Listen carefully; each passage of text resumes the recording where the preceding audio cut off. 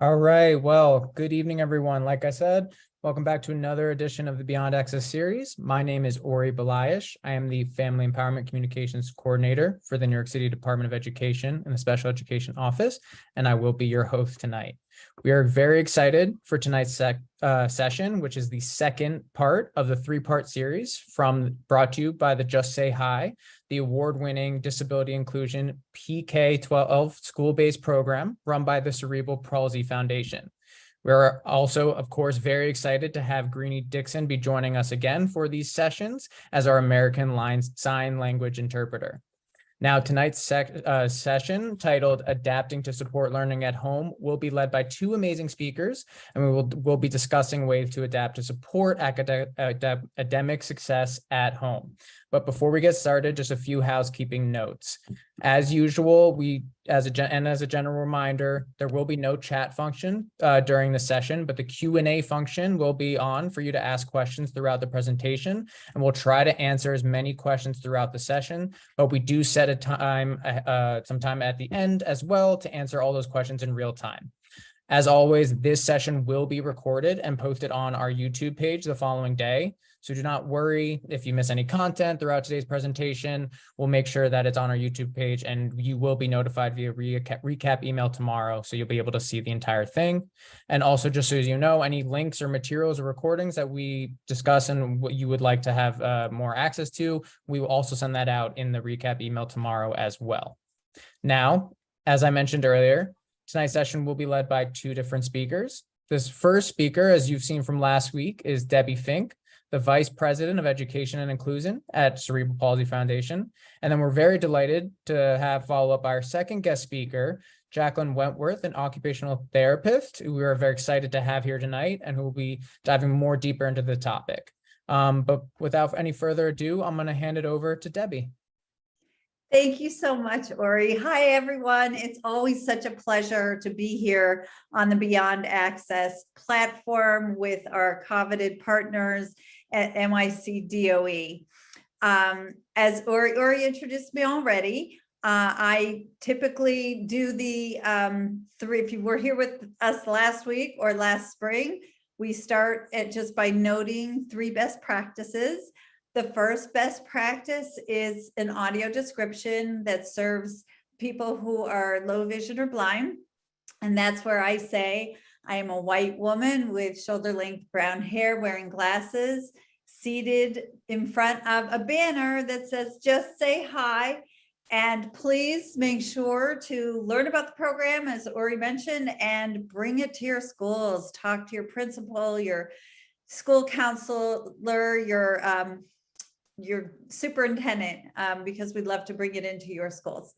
The second best practice is Greenie Dixon leading us through this whole experience tonight through ASL, American Sign Language.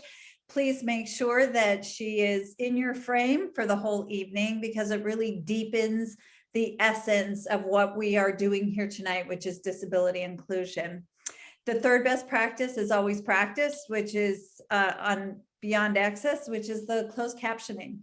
Excuse me. And that serves people who are deaf, hard of hearing, English as second language learners, as well as people who simply process information better when we can read along. All right. So with that done, tonight is Adapting to Support Learning at Home for Students with Disabilities, part 2 of our 3-part series. And I have to say that the mantra for this series is presume competence, meaning always assume that your child is capable and able to learn or to do a certain task until proven otherwise. And even with that, you can revisit it at different points along the journey. And expect this of all adults who interact with your child. All adults should be presuming competence. Love this quote. Everyone, regardless of ability or disability, has strengths and weaknesses. All of us. Know what your child's strengths are and build on these strengths and find a way around their weaknesses.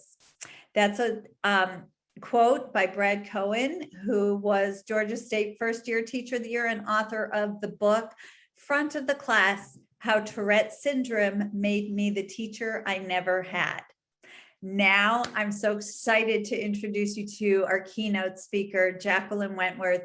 She is a pediatric occupational therapist, content contributor for CPF's CP Resources, and she's an Instagram disability inclusion influencer, and she can be followed and found at JACROSE on Instagram. Jacqueline, take it away. Thank you so much, Debbie. Hello, everyone. I'm Jacqueline. I am a white woman with shoulder-length curly hair and brown eyes. I'm so excited to be here tonight. I have been a pediatric occupational therapist for over 10 years, and I have cerebral palsy that affects both of my legs and my left arm. So some of the things I'm going to be talking about tonight may not be directly related to academics, but more how you can help your disabled child live in this world so they can feel good on the inside and therefore they can engage better in the academic setting. So some people get confused kind of what occupational therapy is because of the word occupations. So occupations means anything that brings you meaning and purpose. So for children, that's playing, that's going to school and coloring and using stickers, that's engaging with family and friends, and that's doing activities of daily living such as feeding yourself and dressing yourself. So as I will be talking about specific adaptations you can make, my main theme is how you can help your child fulfill their occupations so they have meaning and purpose. If they feel good about themselves, then they will be ready to perform in school. I also will be flipping between identity first and person first language because as a disability community, we like both. Next slide, please. So understanding intersectionality. So intersectionality is the ways in which systems of inequality based on underrepresented communities intersect to create unique dynamics and effect. So it's very important to understand that if your child is disabled, they are a part of a marginalized community. So I am white, my parents are white, my sister is white, they are not a part of a marginalized community, but I am. And I think that is very important for people to understand because they live in a world where it was created for them, and I live in a world that wasn't created for me. So it's very important for parents to understand that. In addition, if you are a part of a marginalized community, understand that your child is dealing with intersectionality where they are a part of two or more marginalized groups. And this goes into understanding the laws and the rights. I think it's very important to understand all the laws that affect disabled people, and everything that we got, we had to fight tooth and nail for, and to understand the history. For example, there were the anti-ugly laws that were in effect until 1975. This meant that if you were deemed too deformed or ugly looking, then you would be fined and then you would be put in jail until you could pay that fine. And since we weren't granted the rights to equal education until 1975, many disabled people couldn't pay that and were jailed because of that. And that did not go away until 1975. This was my parents were alive when that happened. So I think it's very important to understand how we got here.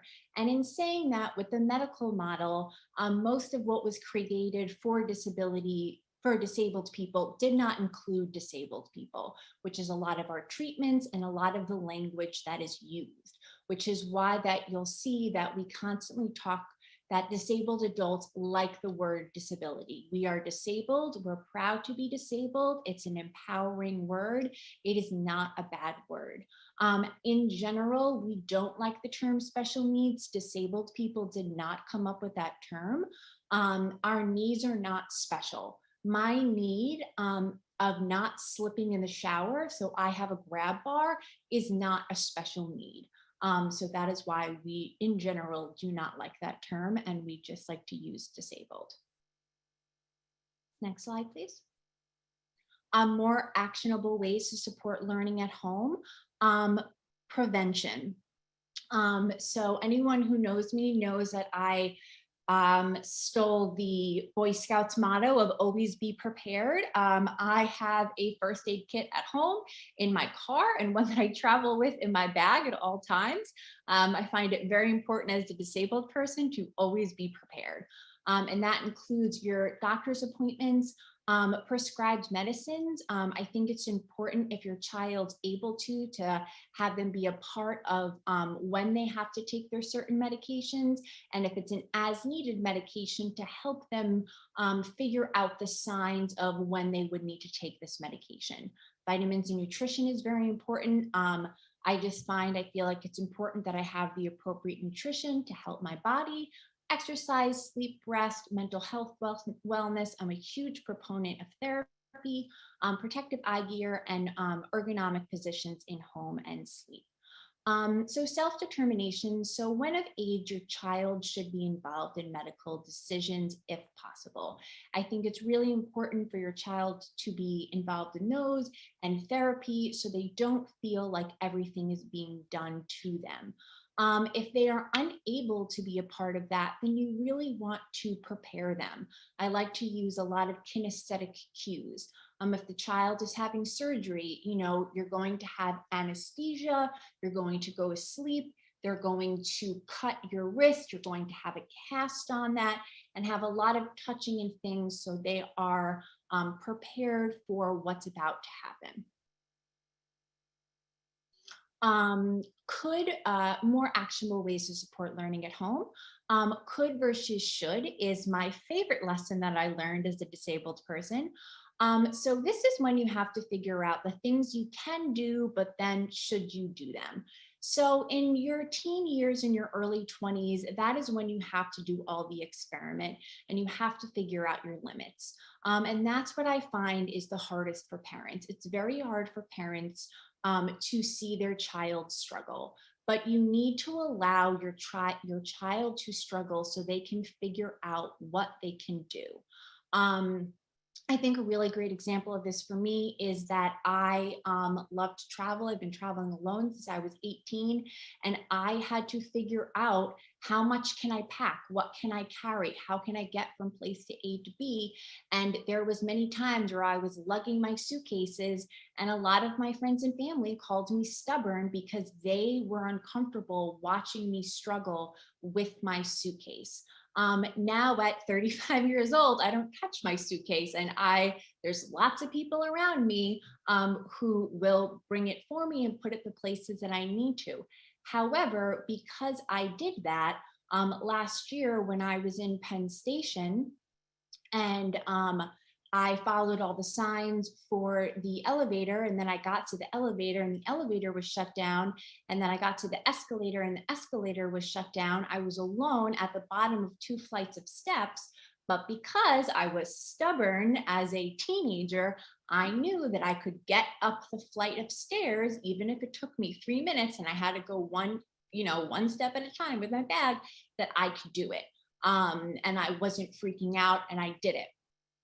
So I think that's really important. I know I can do it, but I don't always do it because I don't want to waste that energy. So seeking out community support.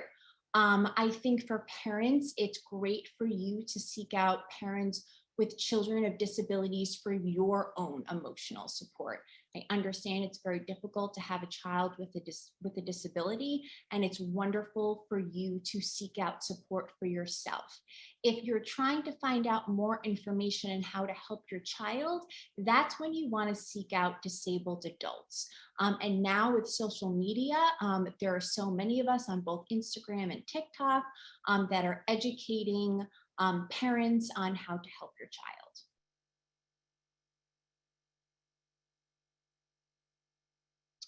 General tips for adapting a home. Setting up a quiet workplace.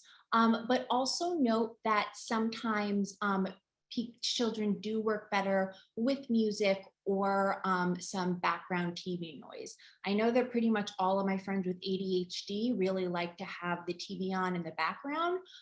So, you know, if a child asks to do that, I would allow them to do that and see if that works for them. Also, something that's very important is for their feet to always be touching the ground. When you're doing fine motor activities, you need to be grounded.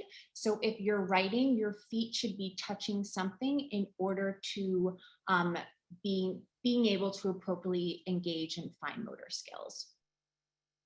And so just a disclaimer, anything that I recommend, we are not receiving any financial compensation. These are just things that I have recommended throughout my career. And every single one of my friends with a child has this chair. So this is the Trip Trap chair. I love it because it grows with the child and you can move the seat and the foot plates. So it grows with the child and their feet are always touching something. And this would slide into a typical kitchen table. You don't have to get this chair. You could also use a stool, use a box, anything that you would like, so their feet are touching a surface. So these are a list of 8 specific adaptations. Although your child may not fit into every category, there are a lot of useful information that may be helpful. So specific home adaptations for auditory for children who are deaf, hard of hearing, with or without hearing aids or cochlear implants. Using closed caption as a standard in the home. So if you know your child needs closed captioning and they have asked many times to use closed captioning, but they always have to ask when you're watching a movie, it is not going to make your child feel good. I know if I have to ask the same person the same thing multiple times, I start to feel like a burden, and I feel like I know they don't want to do it because they know that I need it at this point. So that should be something that is a standard if you know your child needs it. Also, this is a great way to promote accommodations. If you're at someone's house and you see them watching a movie, that would be a great learning experience where you could say, oh, hey, you know, we use closed captioning. It helps with this.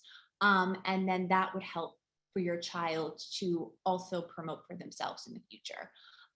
If your child uses ASL, all families should learn ASL. And using ASL interpreters, as we have a wonderful one today. Note that, you know, it's always important to get ASL interpreters for important things like doctor's appointments and IEP, but also we want to think about fun things like concerts, because this is an occupation that brings meaning and purpose. And if you feel like you have meaning and purpose, you will feel better in school. And here is a wonderful example of that.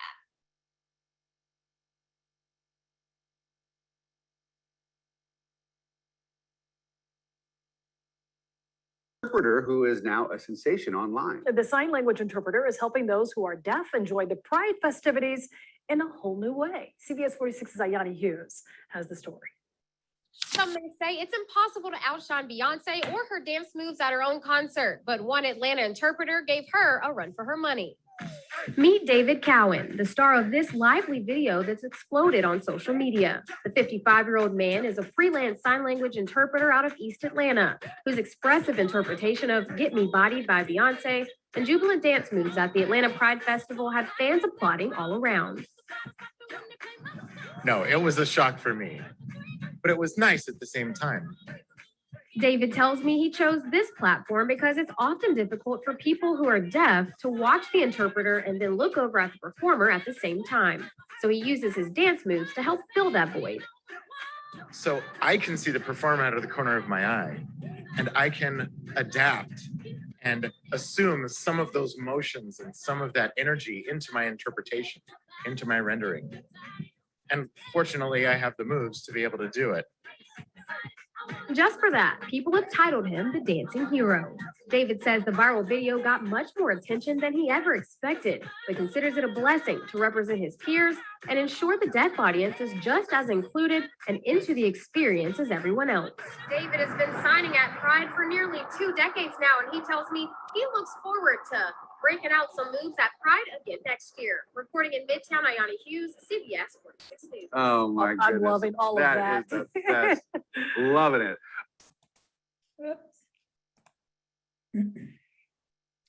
I love that video. I am not deaf, but I can only imagine what a wonderful experience that would be to experience a concert for the first time like that. So we're going to go back into specific home adaptations for cognitive. This is for children who have cognitive disabilities. So provide choices. This is also helpful for many different children. And this empowers your child and encourages them to complete the task. When you're providing the choice, both of them are a choice that you would like them to choose. So you are kind of already making it, but it really helps them feel empowered. Granting appropriate wait time is probably one of the most important lessons I've learned as being an OT, and something that I always teach new OT fieldwork students. Many times kids need a longer time to process the information. I had a patient who has autism, and I worked with him for 4 years, and he had a very difficult time communicating. And the mom said the team realized, if you wait for 30 seconds, then he can answer that question. And for me, this is something that was always very hard because, we always want to do things quick and efficient, especially as New Yorkers. We're always like, get things done, done, done, done. So when she said 30 seconds, I was like, oh, that's going to be a little hard for me. So I would literally count to 30 in my head. And by golly, I will say about 8 out of 10 times he was able to answer the question after that.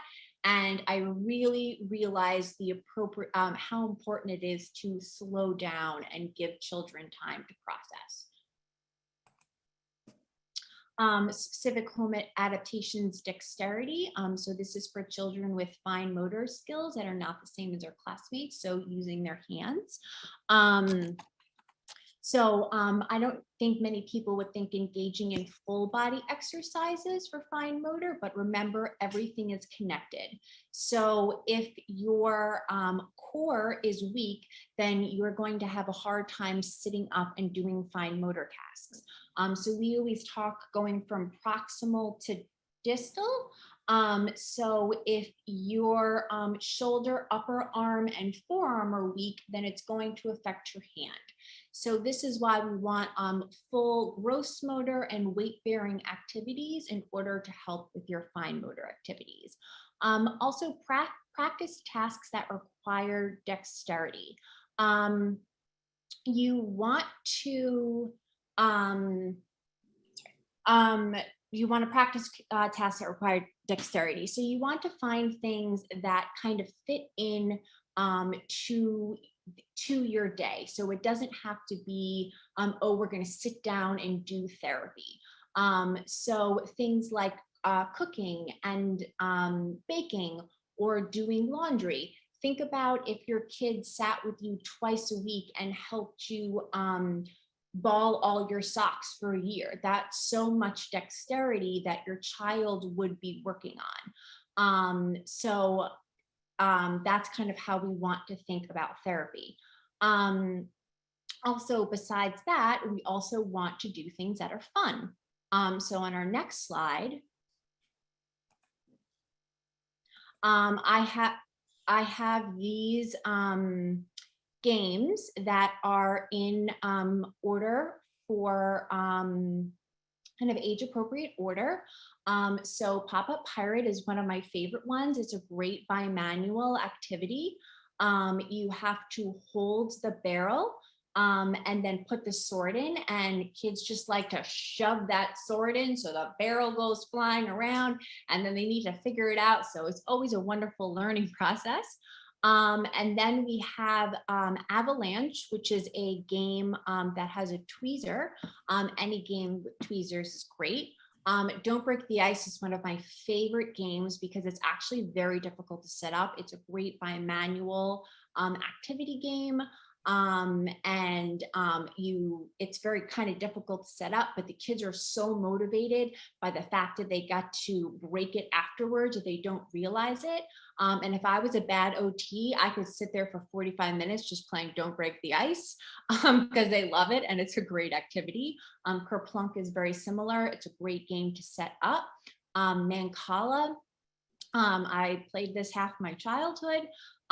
This is a great game for in-palm translation because you have to hold all of the pebbles and then drop one in at a time. And then also card games, I put Exploding Kittens because they now have all fun, silly card games instead of just, you know, a regular card deck. So those are also great for fine motor activities. Specific home adaptations for mental health disabilities for children who struggle with anxiety, depression, OCD, ADHD, bipolar, schizophrenia, or other mental health disabilities that impact their daily lives. According to the American Psychological Association and the CDC, the pandemic has brought on a mental health disability crisis among children and youths. Mental health disabilities are impacting more than 1 out of 5 children and youth since the pandemic, and this can qualify as a disability under the Americans with Disability Act. It's very important to secure appropriate therapy.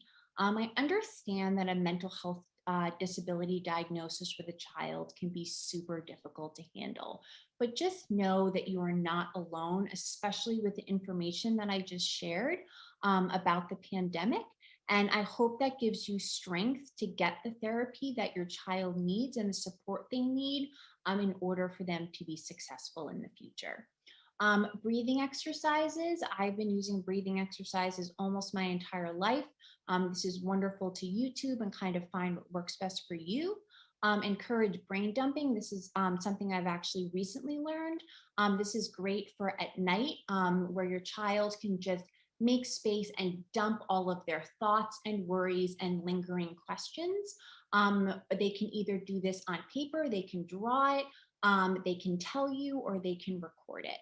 And so also doing different mindfulness activities. So the next video I'm going to show you is thought bubbles.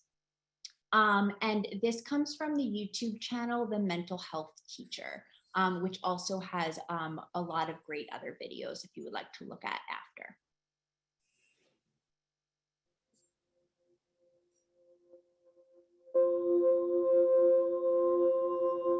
Thought bubbles. This mindfulness practice will help you to control your thoughts. Sit comfortably in your chair or on the floor, whichever your teacher prefers.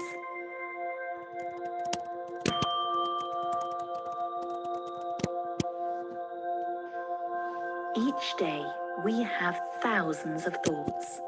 Scientists say we have at least one thought every 2 seconds. That's at least 40,000 thoughts a day. Some of those thoughts are ideas. Some are memories, things we learn, or opinions. Our minds are amazing, and thinking is what makes humans so great. But sometimes we get too many thoughts in our heads, and this can make us feel worried, tired, or even angry. Imagine that thoughts are like bubbles. They pop into your head. They grow and float around for a couple of seconds and then pop and disappear. Some thoughts don't pop and go away though. They keep growing and stay floating around your mind for days. These big thought bubbles are usually questions that cause us to worry, such as, who will play with me at playtime? What are they whispering about? Will I get an invite to the birthday party? Mindfulness helps us to blow away some of those bubbles that we don't need. We don't need to worry. It doesn't help with anything. Having fewer thought bubbles clears your mind and makes space for learning new things at school. Listen to the quiet music and breathe normally. When you see a thought bubble come into Bertie Brain's mind, then do a deep breath to blow it away.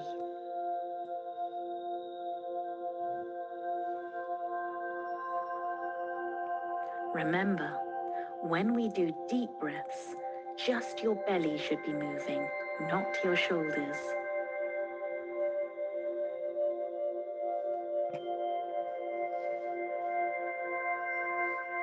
Continue breathing normally and listen to the music.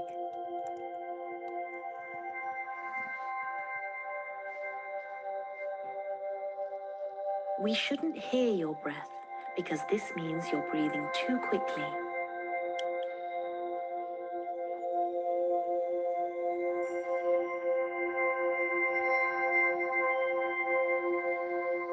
Well done. Now, for the last minute, listen to the quiet music, and when a thought comes into your head, do a deep breath to blow it away, just like we did for Bertie Brain.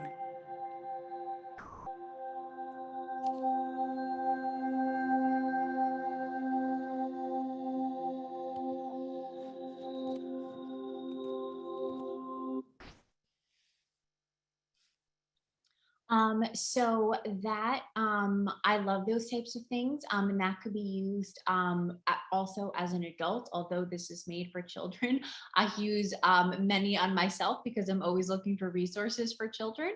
And also something else that I wanted to say was, please note that pretty much every disability has a high comorbidity of depression and anxiety. I know with cerebral palsy, we're about 4 times more likely to have depression and anxiety than a typical person.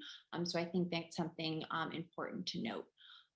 Also, so another wonderful mental health resource now is the 988 Lifeline and chat functions. This is a suicide and crisis lifeline, and this can be used by children and adults, and it also has a texting function, which teens really seem to like, and this is something that they can use in school. I find this to be really important. I have used it myself when I have gone through a difficult time. And I think that these types of things are very important to share and talk about if you feel comfortable, because this is how we get rid of the mental health stigma. And I'm proud of myself for calling when I was having a difficult time, because I love my friends and family, but a lot of times they want to give advice. And this is just people to listen and to be there for you. And I find a lot of strength in that. And I hope if you're ever at a spot that you call 988. So specific home adaptions mobility. If I could get rid of all the area rugs in the world, I would. I have seen my life flash before my eyes many times because of rugs. I understand in apartments, there are actually some rules that, like, sometimes you need a certain amount covered by rugs. The thicker, heavier rugs are typically better. It's the smaller rugs, or the ones with tassels, or the ones that move easily, that really for all disabilities are just not helpful. I have not one rug in my home. Also, something that is really important is to promote and encourage mobility devices to preserve energy and enjoy life. Something that I see often from parents and people with disabilities is they feel like a mobility device is giving up, but it's actually the exact opposite. If I'm at a fair with my mom and we're walking around and I'm using all of my energy to walk, then I'm not enjoying the fair. My mom gets to eat the funnel cake, she gets to go on all the rides, she gets to play the games, but I'm so exhausted from walking that I can't enjoy that. And that's not the purpose of the fair. The purpose of the fair is not for me to get an exercise, it's for me to enjoy the fair. So I encourage people to get scooters or get different mobility devices so they can enjoy their life. Now, when I travel, I use a wheelchair every time, even though I can walk long distances, because what I realized is I want to save that energy for my traveling. I want to save that for a hike. I don't want to use that walking around, an airport that's the size of a small city. So I really promote using different mobility devices. Home adaptation sensory. This is for children who are sensitive to or triggered by sensory stimulation. You can try different flexible seating options. The therapy ball or the BOSU ball, the therapy ball, physio ball, yoga ball, whatever you like to call it. They have like seats that you can put them in so a child can kind of bounce and move, but not kind of roll all the way around. So those are always really great. And thinking of identifying different sensory triggers. Something that I've realized as an adult with many friends with autism is that sensitivity to smell is something that I know affects a lot of them. I have one friend who asked me not to wear perfume when I see her because it really bothers her. And I have another friend, they always carry their own soap because they cannot handle the smells of all the soaps. So I think that's just something to kind of keep in the back of your mind. I know sometimes it's really hard to figure out what's triggering your child. So that and fluorescent lights tend to be high. So just kind of something to keep in mind. Implementing a calm bedtime routine. Again, this could be useful for many children. Trying to not allow electronics about 1 hour before bedtime. And not that you have to do everything in this routine, but I kind of did it from activity to no activity. So brushing your teeth, having a bath or a shower, nice warm one, a massage with lotion. And if they can handle scent, lavender is very calming. Quiet play, then reading a book or poetry, and then singing some of your favorite lullabies. We skipped a video.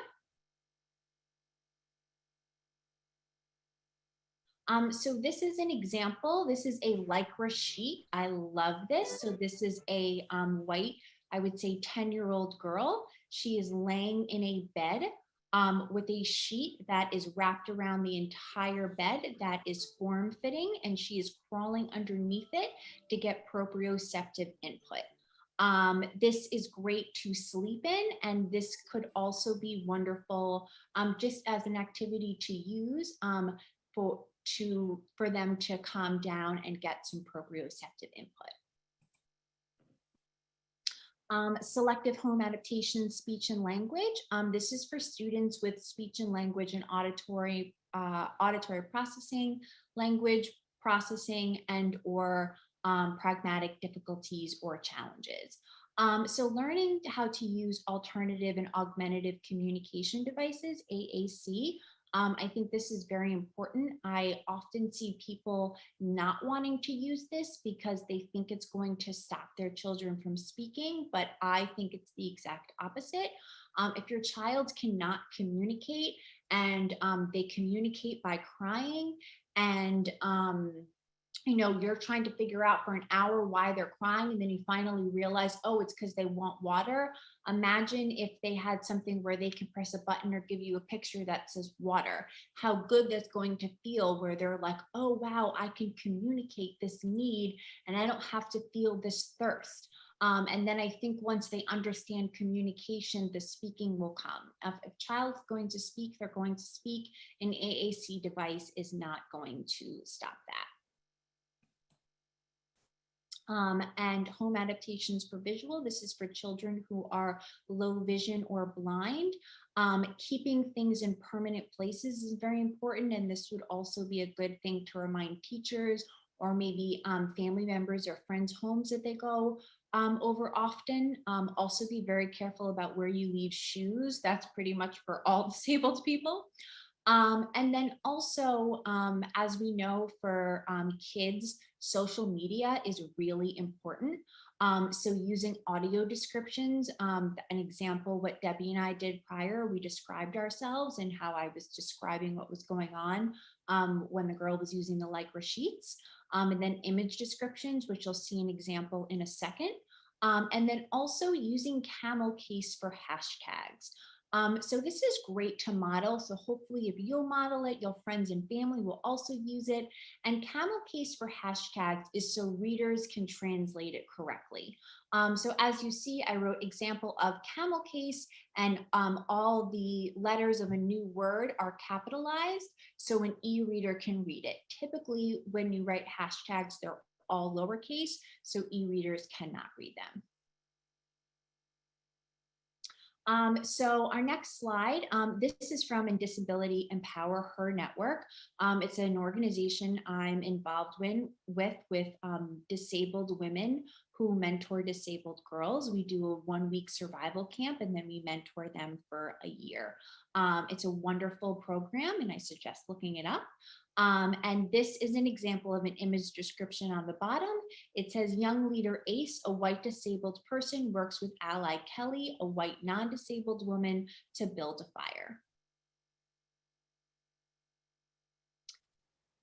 fire. Summary, what we can do for our children, always presume competence. As we said multiple times, I think if there's one takeaway from this, it would be to accept that your child is disabled and to help your child accept that they're disabled and to learn to cope with it. If you cannot accept and you cannot cope with the fact that you were disabled, it's going to be very difficult to function in this world. And then something I want to say quickly that we skipped is something that I like to talk about in therapy a lot for parents at home is quality versus quantity. I would much rather you have working for 3 minutes on putting on a sock and having that be good quality time of you putting on that sock rather than 20 minutes of trying to get on both socks and both shoes and just having it be so frustrating. So a solid 3 minutes is better than a frustrating 20, and that things don't have to be therapy, that they can just be things that you fit into your everyday life and they don't need to be overwhelming. When I tell parents, oh, you need to work on socks and shoes, they're like, well, I have to get 3 kids out at 7:30 in the morning. You don't need to do it at 7:30 in the morning. You can do it when they come home from school. You can make it a silly game after you put on your pajamas. We're going to put on our socks and shoes and then take them off. It doesn't have to be overwhelming. And in fact, it shouldn't be overwhelming. You really just want to fit it into your everyday life. So involving your child in decision making and really kind of planting those seeds of, hopefully you're thinking of different accommodations. You can ask them, hey, what do you think about this? And what do you think about that? So their mind can start thinking about how they can accommodate for themselves. So if they're older, they can come up with their own accommodations because that's something that we need to do. And then also accept that, you're going to make mistakes. I kind of like to say living with a disability is kind of climbing up a mountain while you're riding a roller coaster. I have kept on going up the mountain and I keep accomplishing my goals and doing new things. However, while I'm doing that, I am also on a roller coaster. So sometimes I have ups and sometimes I have lows. So I think it's really important to be proud of yourself for those ups. And allow yourself to be sad with those lows and give yourself some grace because it's going to happen.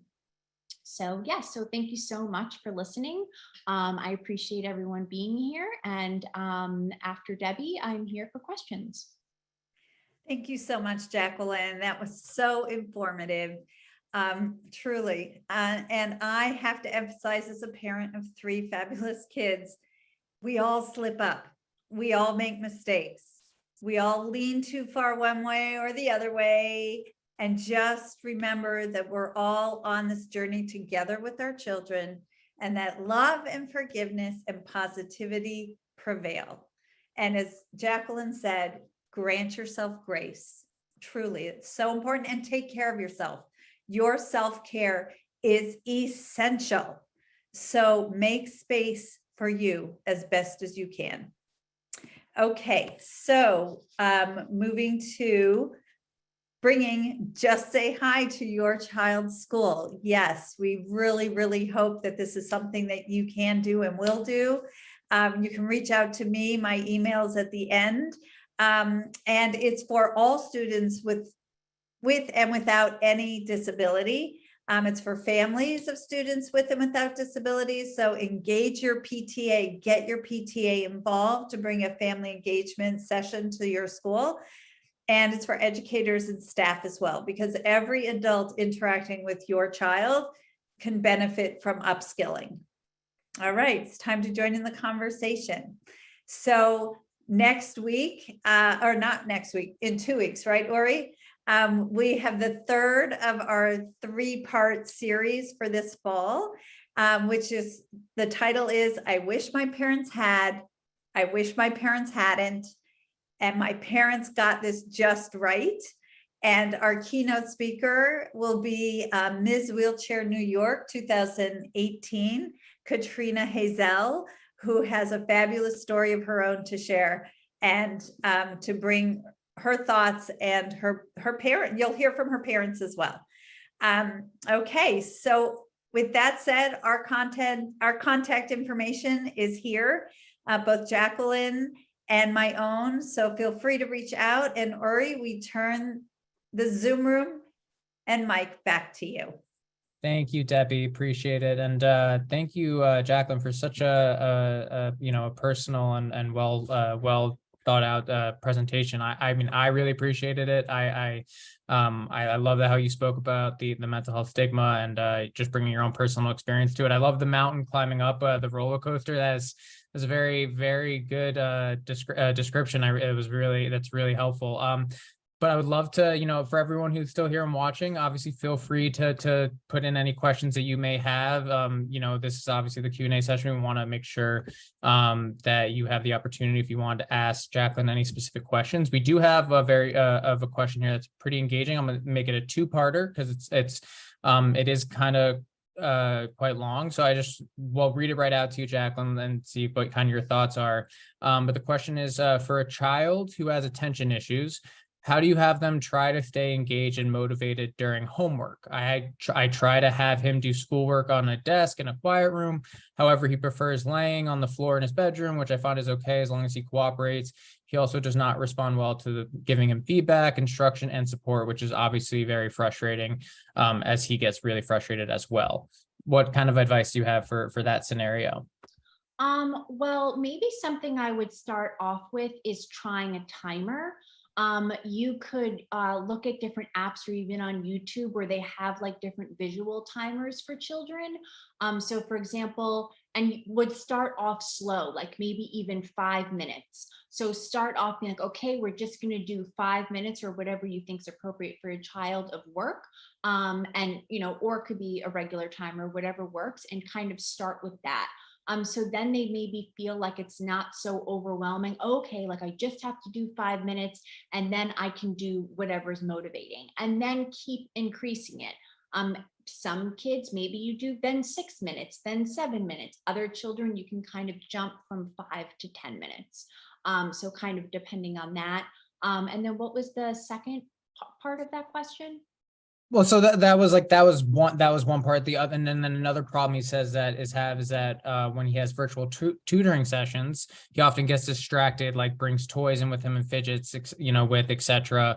But any advice or tips on those challenges? It seems like they obviously go together. Yeah, I think sometimes, well, I guess I would also wonder, are they distracted? Like, are they listening? Because they may look like they're not paying attention, but they may be paying attention. Because sometimes we see that, oh, you're fidgeting or you're doing stuff. I play with my rings all the time, but I actually am listening. So that could be part of it.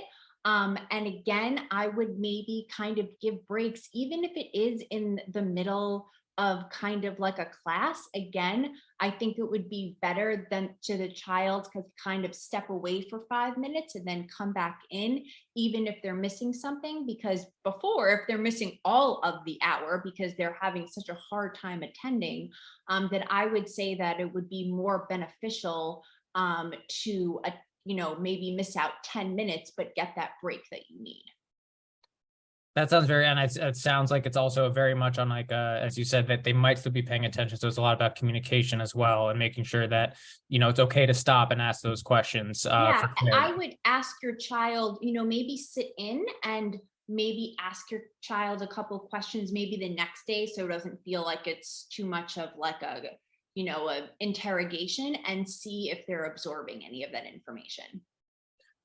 That's totally fair. And something that I before we get to the next question here, something that I actually really liked, and the mindfulness video, you said that mind bubble was very interesting and very nice. But you obviously talked about how towards the end of your presentation as well, how it's okay for sometimes as a parent as well to take a breath, like getting them out at 7:30, something you could do outside, like when you're trying to get all your to-dos, and you feel that kind of stress, and those thought bubbles almost could kind of compile. Just I guess I want to make sure that you highlight or speak to the importance of also how the parents can kind of take some of these upon themselves, whether they need it or not, to also be kind of, teacher sees, student does, kind of like that. If they do it and they're trying to practice it as well, it might help their children and that student, working through some of these difficult issues that they're obviously working through. Exactly. Have it be something that you guys do together. No, absolutely. Okay, so I have a question for you again, Jack, but I want to give Debbie, because Debbie has a question here as well. It's more so of kind of the reception that you feel like you've gotten for the Just Say Hi program so far, with the student body. Do you kind of see where you're kind of going with it in certain demographics, or how you hope for it to kind of expand? Sure. So we are now what I would say in Just Say Hi 3.0. Just Say Hi 1.0 originated in partnership with NYC DOE back in 2016 and has evolved and morphed. And then 2.0 was right before the pandemic, and it was in about 100 schools. And we were collecting data, et cetera. This all predated me personally. And then the pandemic hit, and clearly schools became overwhelmed with really, really big issues.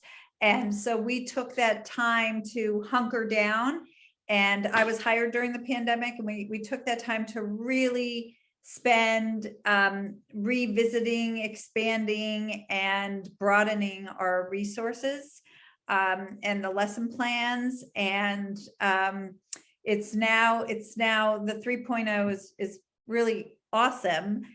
So we're now pushing it back out into the schools, and so it's the new face of it is now being used and taught. And so we're in that state of everybody sort of, I would say, almost sort of piloting the 3.0.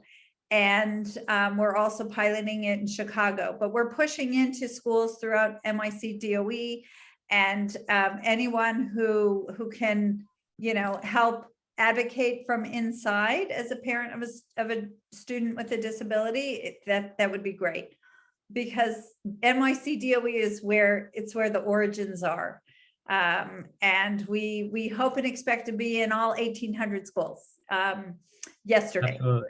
Yeah, absolutely. One step at a time, though. We appreciate it. But another question that just came in, and this one's for you, Jacqueline. So the question is, for a complex care cerebral palsy quadriplegic child, can you give some tips for inclusion and communication? Depends on the AT and one-to-one communication, but can you give some tips for inclusion and communication? Child is very social but struggles because it depends on others. It depends on other people engaging. Child is very social but struggles because it depends on others. I think for maybe for depends on the one-to-one or the actual. Okay. I would maybe start with maybe like, I think my first thing is like kind of like finding your people. So for example, I'm from New York, lived there for a while. I moved down to North Carolina. And so I joined a LGBTQ inclusive chorus because I like to find marginalized people because they tend to be more accepting because they've experienced different things. And also the theater group in general, I always find to be more accepting. So maybe something like that, like instead of it just being like very open or in school or something like that, like an occupation they're interested in. And so this way, maybe it's a little bit, it's not so open and they can be in a club or, you know, a different activity that they're involved with. And you know, finding people who are open, again, the theater community. You know, therefore it's kind of there is a reason why everyone is getting together. Everyone is getting together because we all like to sing. So I think that commonality is really important. And I think that helps with the socialness. So I would maybe try something like that. And also, if you want to go more in depth in any of these questions, please feel free to email me. I would be more than happy to help anyone and go back and forth. Sometimes it's hard to answer these types of questions. So please feel free to email me. I would be more than happy to answer any questions. That's very funny. I just recommend it as well. I'll make sure to, as everyone, just so you know, as we talked about, I will send out with the recap email with Jacqueline's information. So don't worry about it. But we do have time for one more question. Sorry, Debbie, you trying to just get. Yeah, teacher, I'm raising my hand. So I just wanted to also say to Chris that the research shows in terms of having disability inclusion programs in schools like Just Say Hi, that all students benefit. Students with disabilities feel more welcomed and more included and a sense of belonging, which has huge impact research-wise, we know, has a huge impact on adult wellness in terms of a sense of belonging as kids, as students, and students without disabilities benefit because they're acquiring life skills in terms of learning how to be an ally. And as we all know, the disability community is non-discriminatory. Any of us can join at any time due to aging, accident, illness, or trauma. So the Just Say Hi program, I think overall students, students benefit in ways that they won't even, that they know now, but will truly understand later as well. Absolutely appreciate that, Debbie. And so we have time for just one more question. And just this question is what kind of games or activities I can buy for a kid with autism. I know we have that slide, so don't worry, it's going to be recorded and we'll make sure to highlight that. But if Jacqueline, you can kind of, just, maybe your top game of choice or just something that's easy to start out with for everyone in the family. Yes, there is a website called Therapy Shop, spelled SHOPPEE, I believe, or maybe one E. You'll find it. I'll search it. I'll find. Yeah. They have like a treasure trove of just everything, and they have it categorized in different things. I could spend all day on that. So that's a wonderful site. Like slime. Any type of slime, kinetic sand is fantastic. They have the different, I think they're actually kind of more geared towards babies, but no one cares. Kind of like those like sensory pads that have gel inside that you can kind of squish around. I've also made them with hair gel, and you want to like use a couple of Ziploc bags, but you just stick a bunch of hair gel and then you put things inside the bag and then they can squish around on it and it's happy days for everyone. So yeah, I would say a lot of different kind of sensory activities. Oh, a body sock. That is kind of similar to the Lycra sheet, except it's like a full thing that you go inside and then the kids are all like this in this whole body sock. I've never seen a child not like a body sock. That's awesome. And they sound relatively inexpensive and just simple, but fun and a good way to start out.